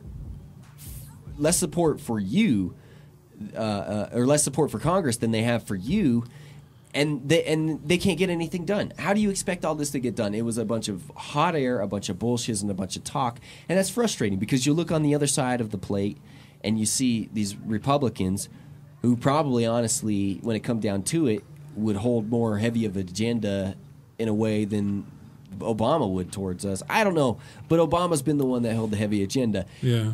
What are we doing? I'm so confused, man. I'm so confused. It just sucks that we have two parties to vote for, and Ron Paul is not going to get in office, and that sucks. And that Gary Johnson is not going to get in office. That sucks. I want Gary Johnson, Governor Gary Johnson, who's talked with us on the John O Radio Show multiple times, two-time elected. He would still be governor of New Mexico if you didn't have term limits. That's how much this guy. We need a businessman in office. Yeah. Anyway, I'm going off. Someone who didn't get rich from selling off all the companies he took over. That's what I'm worried Mitt Romney's going to do to America. That the thing that worries me about Mitt Romney is not that his business side of things; it's his religious. It's his values that are those values of, yeah, I'm standing in front of a microphone, but then who the hell knows what happens when he goes home and closes the door? I mean. You're a Mitt Romney fan over here. Love Mitt Romney. Been quiet over there, so we thought No, I just saw that video where that person in the wheelchair was asking him about would you arrest me for smoking marijuana even though it's the only thing keeping me alive? And he said, I'm against medical marijuana. Yeah. Like unequivocally. So. Yeah. I don't know, man. It's hard because. You got to look at a voter's history. Really, that's what it is. Or you got to look at a politician's history. You have to try and pull up their history and what they voted for on things and where they stand, because they could tell you one thing right now, but if they haven't voted with it before, doesn't show in the positive future gaining towards what we're looking. I'm a one-topic voter, really. I mean, there's only a few other things that I'll compromise my vote for and not vote for that person. Maybe they're for marijuana, but then, I don't like Ron Paul's stance on abortion. I think his stance on abortion is horrible. I think abortion has already been decided in the Supreme Court with Roe versus Wade. I think leaving it up to the states is a horrible idea. I've already decided that. All right, it's a woman's and a man's choice, in my opinion, and it's a health choice. Yeah. That's just my personal opinion. Don't attack me on that. Whatever. I'm just making a dichotomy of what I think about, certain people. I would still, but because I feel so strongly about medical marijuana, that even though that abortion thing is one of the biggest issues that I would maybe change my mind to vote on for someone, it still wouldn't change my mind to vote for Ron Paul to get into office, to be able to make who I am, who you are, Chris Markowitz, Mark Emery, all of our buddies are less of criminals, man. That's what we need in office, is someone that realizes that. And the problem is and I mean, maybe, I don't know if you agree with me on this, is do you think politicians just sit there and watch this happen, go along with the flow because American public is so complacent with it that they think that this war on drugs is maybe going to be won and that maybe we're doing some good? I think there's just too much money involved, so that, you know, if politicians want to get elected, they need the money. And if they need the money, then they'll, you know, pander to the people that are giving it to them. Yeah, I mean, that's the problem, is pandering to the money, that we need to get money out of Washington, D.C. Yeah, we really do. I don't know how that's going to happen, though. Yeah, how do you get rid of that? Because you're always going to have lobbyists. You're always going to have somebody. What's your favorite? I mean, I guess maybe an intro into next week and getting into things here, because it's already we're getting on to 30 after here, which is cool. I'm fine with talking as much as we need to talk. I just don't want to seem to everybody like I'm rambling into a million different spots. Yesterday's show, we had a insanely fantastic show of sitting down and talking, you know, with Chaz and Sean Moore, and the Glass Tuesday. Every day's going to get like that. To kind of give us I don't know, give us an idea on your sort of philosophy towards what you do and the medicine that you create and what got you started with all this. Well, I think the thing that makes us so successful is that it's not just me, it's us. There's like 5 people that work with us, you know. We're a team, and we do everything together. Yeah. We are able to concentrate on each step individually and have someone in charge of it, so that, you know, our quality is just a little bit higher and we get the most we can out of the material we're presented with.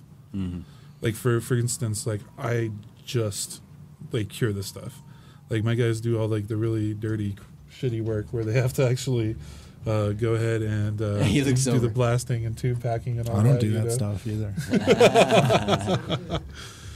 So, yeah, we just work together. We're actually a part of the community. We actually, you know, try everything we smoke. I mean, everything we make. Yeah. Make sure that it passes the quality test. Definitely. That's the best part about the job, man. What's your, so in making the products and stuff, I mean, in specific strains, I mean, do you like mixing strains? Do you like strain specific? What's your favorite type of to make? You personally? I like to do strain specific, but the clubs that we work with don't always have like a lot of, you know, one particular strain. So sometimes and we have a lot of work to do every time we work. You know, we work long days and we work long hours, you know. Yeah, sometimes they'll go with like just it's a few different Kushes and it'll be like the Kush mix or something, you know, or yeah, totally. But they're all like strain specific stuff that's been combined. So, you know, we go by smell, we go by taste, we go by what we know of the strain, and then we make it the blend like that. Okay, cool. And you double check, make sure. I mean, if it's not, if they're saying it's like, if sour diesel, and you're like, no, this is not sour diesel, you know, it's like you'll try and help them out with that. And exactly. Yeah, that's good, man. I really do. I really do think 2 things right now are moving faster than the speed of light in this industry. Number 1, legislation, which sucks. Then I don't include that in there. But our industry, our culture is glass and extracts, man. 2 of the biggest things that are moving forward like crazy. And that's no hate towards our CD Wednesday folks with, you know, TA Seeds and, you know, our good friend Scott from Rare Dankness. But for real, that... Yeah, that's the way it's going. I started getting involved with extracts about 5 years ago in Los Angeles. I was managing a couple places that, you know, got to be really well known because of the extracts. Yeah. So I got to see some of the best stuff, and I knew what it was supposed to look like.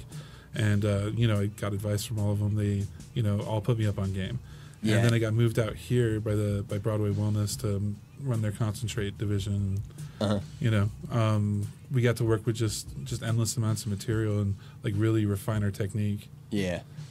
It's that's really cool, man. That's awesome, and I'm happy that there's people out here that get to do the type of stuff that you get to do, and I think it's awesome that the learning curve that's just right in front of us. You know what everybody's going through to get to, you know, that end product. It's fascinating. It's just fantastic, man. It's really awesome to see good products come forward, man. At first I didn't like BHO. Yeah. Because I probably didn't have the greatest BHO, and I ain't gonna lie. I think I gave myself. I've said this before. I think I gave myself pneumonia making BHO out in this freezing cold. Maybe breathing in a little bit of the gas you should have. Smoking the unpurgedness of it.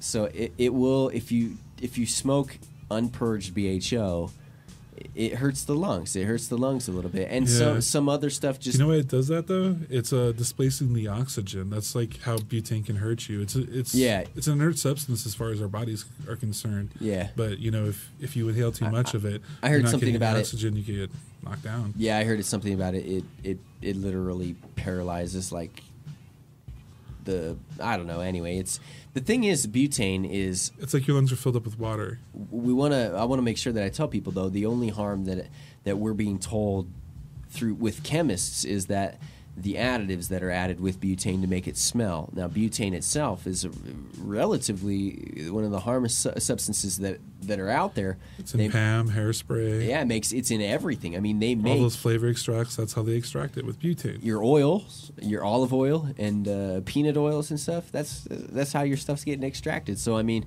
there's commercial grade available of this, which makes it a lot more trustworthy. But I still trust the. The 5X filter stuff. I mean, and then doing it right, filtering it out right. You can tell if there's butane in it. You can tell if there's stuff left in it. If you have a product that maybe you've heated down and finished, and that's why I like sort of the oil more a little bit. And is to me that's like sort of the way that I've been taught. The way a final product looks like when you look at it and you look through a light. And it's like you can see through it, and it's like a glass window. That to me is like, I'm like, man, that's a super clean product. There's not many contaminants in there. Otherwise, you're 100% right. I mean, that is the pinnacle right there. But the guy who taught me my stuff, he's an absolute master oil maker in LA. Goes by Chalice online. Chalice, I think I heard of it. Our shop, like we used to have him make stuff for us, and like he could produce maybe 42 grams a week. Wow. And that was his living. Jeez, man. Yeah, it's just different when you use like large quantities to get that quality. I mean, hobby batches all day long, just blast one tube, make 1.5 grams at a time, take 1.5 hours to purge it, and then you'll have great shatter every time. Yeah. But that's going to help you and your buddy maybe, and that's it. Yeah. Awesome. Yeah. But we do have figured out like how to make, large batch commercial quantities, and very soon we're going to be transitioning over mostly to that. That's awesome. That's awesome. Well, I can't wait to talk with you more and more, man. And we'll try and work out a deal here and get you in on a segment like we have CD Wednesdays, man, and add this concentrate. Top Shelf Thursdays, man. We're ready. Top Shelf Thursdays. There. Hey, bam! You just named it right there. We're gonna figure this out. So it's good times. I really do appreciate having you guys in here. I appreciate having Warren in here. I think that's is going to do it for today's show. I also want to say big thanks to Compassionate Pain Management. These are some people you need to go talk to. Oh, yeah? Yes, we talked with them yesterday and mentioned with them. And, I'd like you to go sit down and talk with these guys. So, great people, great products, great services. Just maybe need one more additive to it, and that could be, maybe some top shelf extract. Compassionate Pain Management. They're located in Lakewood and Louisville. Lakewood, 1585 Quail Street, number 13B. And in Louisville, 1116-7 West Dillon Road on the southwest corner, West Dillon and McCaslin. Give them a call in Louisville, 303-665-5596. That's 303-665-5596. Or in Lakewood, 303-232-3620. 303-232-3620. A group of people that are not only committed to providing you good medicine, but also manage your pain relief with practices like pain management care plans, massage therapy, acupuncture, Reiki practice. That's the type of shop that you want to go to.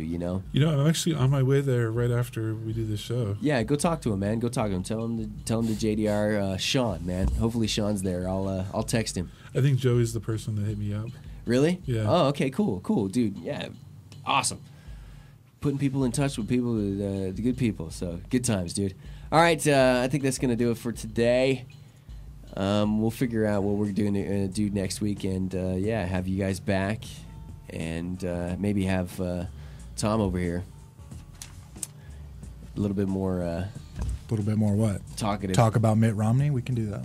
He's like he's mad I threw the Mitt Romney. He's like, why you only got to give me a Mitt Romney question, man? I'm not mad, man. He needs all the help he can get. So put his name out there. It's funny. I'm really interested in maybe taking another whiff of this Kong that you have like sitting right here. That's Kong from Allgreens. They lay it down. Oh, I got to say, guys, today's Wax Wednesday at Platte Valley. Almost Stop on by. Like, they're selling it for a ridiculous price, like $15 a gram. Yep, $15 a gram, Wax Wednesdays. Honestly, man, that's like for patients that are really hurting. I mean, you can get wax and other stuff for $20, you know, at some places, and it may be whatever quality or, you know, whatever. But you guys provide, Top Shelf Extracts provides a lot of product to Platte Valley.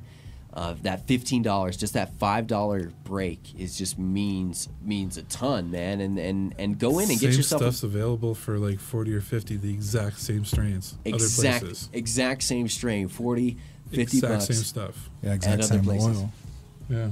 No different. I mean, the exact same stuff. I mean, like we made it for two places, and exactly. Platte Valley got half of it as a split. You know. Exactly. So you know why we go with the people we go with. So you know what I'm saying. We get lucky, and I mean, hopefully we always end up working with good people. You know, never say never with certain things because always something comes up with with somebody. But no, we people like yourself, people like Scott, people like I always got to mention my homie Derek, man. Throw Derek Cummings into there because for as long as I can remember, man, he's been doing things out in the open and free and from under that I can remember. His edibles are so legit. The Incredibles, man, the new ones, man, the strawberry. Yeah. That's like, and they're like 120 milligrams, 150 milligrams now, and like places are selling for like $8 a bar. That's a $20 bar, $30 bar in some places, dude. Not even kidding you. So we'll maybe talk about that here more in the future. Get Derek in to talk about his stuff and.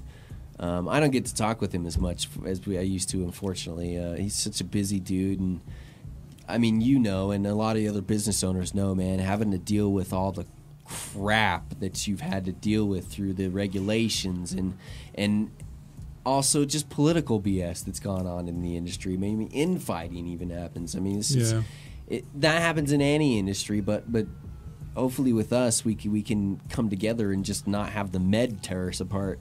Much less ourselves. There you go. How can people get a hold of you again?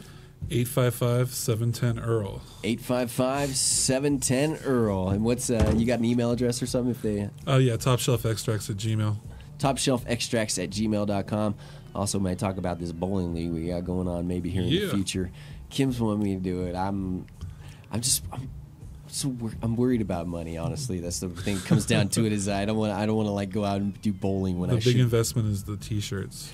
Well, I don't want to go out bowling and then like on a night. I feel like when I go out sometimes like I should be sitting down working on like stories and other stuff. I need to take a break sometimes. And bowling for sure. is the way to take a break. There's no other way to really network with these people except at the events, all the and this is another great event. Such. Yeah, another great event to do. And you're talking me into it. It's just going to be fun. We don't have any ringers on our team. Neither do I. We were talking with Derek the other day about it. He was wanting to do his own. He was talking about maybe doing roll your own, doing a roll your own team. With his roll your own guy. I don't know if you've seen the dude or whatever, but that little guy, one blunt, roll your own. Yeah. Anyway, and he started looking over at me in dread, and he started yelling at us like we suck because. For my birthday, October, we went to a Lucky Strike in Denver, and he's like yelling at us how much we sucked, and it was like, dude, you totally blew it when you got a little bit past Central on on a drink or two. So don't even start, man. So yeah, there may be a few ringers on a few other teams though, from what I hear. Yeah, we're bastards. We're just going for the fun, man. Yeah, we don't. Don't be modest. Yeah, suck. Rare Dankness, man. That's the team that. Oh no, our guy Madison Smith. He's a good bowler. We're all good bowlers. Yeah. He's just being I think he has modest. some trophies from back in high school, so watch out. I used to bowl a lot, but I didn't stick with it. So who knows? I don't know, man. As long as we beat Scott in rare dagness, I'm good to go. You know what I'm saying? Oh yeah. All right, big thanks to you guys. Thanks for having us. Thank you, man. Definitely, and we'll try and work it out so that you're back here next Thursday. Right on. And figure something out. Big thanks to Cut Above Denver. Make sure you check out a Cut Above. They have specials right now going on for brand new patients. If you buy an ounce, they're going to give you a brand spanking new vaporizer. It's not just one of those crappy vaporizers. Not exactly sure which one it is, but they told me it's not just one of those crappy off-the-shelf vaporizers. 9 News is broadcasting a report right now on 9 News Live. 9 News broadcasting a report right now on 9 News Live. Maybe we should pick that up. Gosh, man, I hate doors popping open all crazy and. Let me push this open, see if maybe we can get this live report going on here. Cut Above, make sure you check them out. 1911 South Broadway in Denver. I'm getting a blank picture. Maybe they're maybe they gone on to something else. Anyway, they also have other deals if you buy 2 ounces. There's also another extra special deal there. They have glass. Make sure you send them to John Doe. Make sure you tell them the John Doe Radio Show sent you. 1911 South Broadway, a great shop. Debo, good guy, wants to help Great us grower. out. Yeah, fantastic grower, dude. I seen so many pictures of what he has accomplished and the size of the plants, the sugar of the plants. Didn't he score a couple cups? Was that him? Yeah, he's a Cannabis Cup winner. I think for the white is what it was. So Cannabis Cup award-winning spot. Snow Dog is what it was. Yeah. Snow Dog, yeah. Man, and he also carries the white there too, though. Yeah. So, man, I didn't have oil for a day or two, and see what happens, man. I get right back to my flower taste. I want to, smell that flower, and if it's not clean, if it's not done right, it just doesn't help my headache. So it's really not that great sometimes for me to even try. So, like we mentioned earlier with the recreational thing. So, it doesn't seem like I can pull up this report here. I'm trying to get you guys this audio maybe, and then head out with the audio on the show, but it doesn't look like it's going to work. Big thanks also, we just said CPM, Mad Hatter Smoke Shop, Pink House Blooms, which includes the awesome people over at the Pearl Company, the Cherry Company, and the Teapot Lounge. Elliot, great guy. I got to smoke out of his Hitman sidecar, the E sidecar. Love that piece, just fantastic piece. The ISO that's available there from Steve Lewis is second to none of any other ISO that I've ever seen. So make sure you check out his stuff. Plus strains that are just amazing strains. I mean, like Face Wreck, you got the OGs. We're lucky to be around the people that we're lucky to be around with. Also, make sure, like we mentioned a second ago, Platte Valley today. Today, Wednesdays, has Wax Wednesdays, $15 a gram for patients. That's it, $15 a gram for patients. This stuff is going for $40, $50 at other spots. Head down to them. They're right across the street from the Denver Aquarium. Also, big thanks to Adam Dunn, TH Seeds, Hemp Hoodlum, my big homies over there, dudegrows.com, Grow Wise, 3225 South Wadsworth Boulevard, 3225 South Wadsworth Boulevard. Edson, Mayton, and Mats, Run on Grass, Little Man Hosting. Without Little Man Hosting, you wouldn't even be here in the John Doe Radio Show or be able to download it. Big thanks to Mile High Wellness and Top Shelf Extracts, 855-710-EARL, 855-710-EARL. Those last people have been long time supporters of the John Doe Radio Show, so we just want to make sure we throw them down even for the time being. So, also, giveaways, John Doe Radio, brain fart, John Doe Radio giveaway at gmail.com. If you would like to win a Silver Surfer vaporizer, just put in the subject line Silver Surfer vaporizer. If you'd like to win a token top, do we still have token tops? We do still have token tops. Get with us, John Doe Radio giveaway at gmail.com. Put you want to win a token top. And do we have a new word for the Ganja Gala, or is that gone? It's done. John Doe Radio got used. Yeah, I didn't get one today, but if they're interested, email me. And if you're interested in going to the Ganja Gala this Friday, the day after tomorrow, email Kim at johndoeradio.com, and she'll try and take care of you. through our good friends through Medical Marijuana Assistance Program of America upstairs. We also need to talk with Can Labs. Yes, sir. Yes. All right. All right. Yeah. Thank you guys for chilling with us in an extended John Doe Radio. We almost made it out to 2 hours today. Craziness on a day where I probably was supposed to keep the show short. My bad. Kim has some dental surgery I think she's got to go through later on this afternoon. Ouch. Fun times. So yeah, she's probably like, what the fark, and It's all right. how am I getting you home, and hurry the fark up. So thank you guys very much. Dude, I really I dug having you guys in. So it's cool to have some new voices and some newness in. And yeah, there was a moment there that I think that either one of us thought maybe we didn't dig each other or something. Maybe there was some situation between fark your wax and fark your oil and stuff like that. And it came to my attention. And I was like, I made sure I squashed that shit real quick and was like, no, dude. Yeah, it wasn't even a big deal, man. I was just like, what? I was like, I got mad respect for someone like you, and I started thinking about people we could have on to talk about extracts, and there's a few people that I would love, and we do have Scott on to talk about seeds, and he talks about his extract. But dude, honestly, there's not anybody else. I mean, I couldn't think of anybody else. I mean, if we could get Derek in here every day to talk about stuff, I mean, he's just such a conglomerate of what he thinks of everything and the right and wrong way to do things. It would be awesome to have him as a host, but no joke, no kissing your ass, none of that bullshit, dude. Top of the list of one of those people. So told that to Kim too. So. Appreciate that, man. That means a lot. Thank you to everybody who makes the show possible. You, the listeners. Phil, thank you for filming this 2-hour episode of Standing. You rock, dude. We're going to have to figure something out. Maybe get you a high chair or something. I don't know why I No, we didn't just say a high chair. I know. I don't know why I said high How about chair. a bar stool? A bar stool, my friend. Bib too. Sorry, dude. I'm stuck in kid mode. Can you blame me, man? Right. I'm sorry. We love you, Phil. Phil's got an awesome dude at home too. So little Phil is the man. Oh, I thought your mama sounded twisted there. Mama sounded like I had an awesome dude at the crib. No. Phil was. This just in. Phil thought I was gonna blast him as batting from the other side of the plate. Phil does not bat from the other side of the plate. He's got an awesome little guy at home, and what up to little Phil. So everybody else, have yourself a fantastic day. Thank you for hanging out with us on the John Doe Radio Show. Tomorrow we will have with us Chloe, and I'm not sure what else. Chloe Villano from Cloverleaf Business Solutions, and an update of news from this week. Probably an update from the breaking news happening in Colorado today too. So all right. Thank you again, everybody. You guys all rock. Thank you, Kim, for helping us out. Off to work. More. That's what it's all about. Always. Gotta try and make that Skrilla. All right. It's the John Doe Radio Show. We do it live to Mile High. Until we meet again tomorrow, I'm John Doe. See you.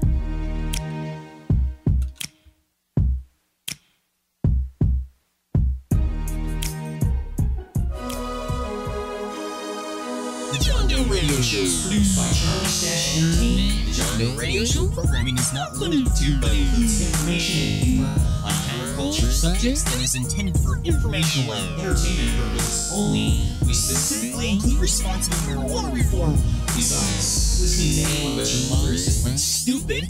We accept no responsibility for your actions or misrepresentations, and we do not fully endorse the use of illegal drugs. You are ultimately responsible for yourself. John Doe Radio. Radio.